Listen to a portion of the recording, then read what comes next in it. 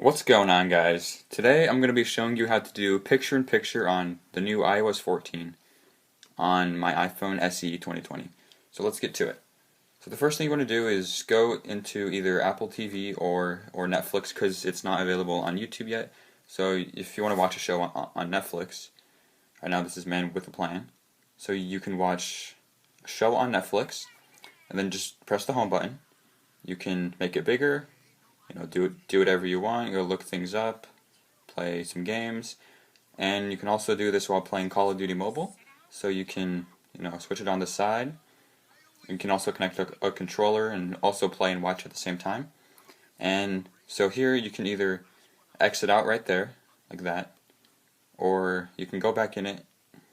Hold on. So you can go back in it, keep watching your show, do that. You can also pause it from here, go back 15 seconds, forward 15 seconds.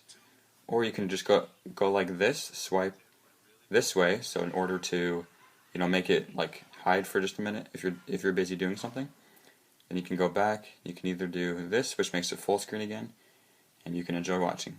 So basically, that is picture-in-picture on the new iOS 14 and how to do it. Thanks for watching, guys, and I'll see you guys later. Peace.